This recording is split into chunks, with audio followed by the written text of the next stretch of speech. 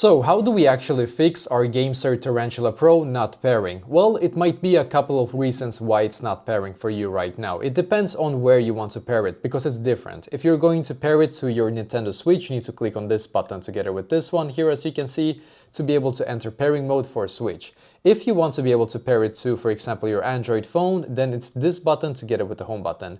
If you want to pair it with your Android or your PC, for example, well then it's just your PC, not Android. Android is B in this one. And to be able to enter for your PC, it's this button together with the home button at the same time, just so you know.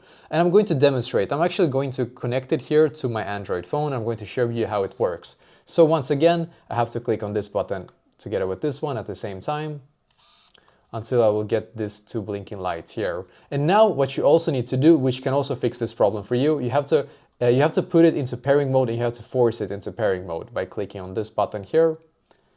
Click and hold until they will start to blink really fast here, as you can see. Then go into settings here on your mobile if you are trying to connect it to your Android. I'm just going to show it here real quick on my Android.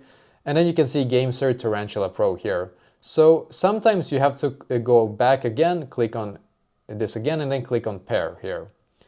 And now it's going to say connected, as you can see. So now it's actually connected. And when it's connected, you can see these two lights here, or 4 lights, or whatever you have. It will stay consistent, basically. So now it should be connected. But once again, you need to make sure where you're going to pair it to, and that you enter pairing mode correctly. And also to put it into pairing mode, force it into it, just click on this button and hold.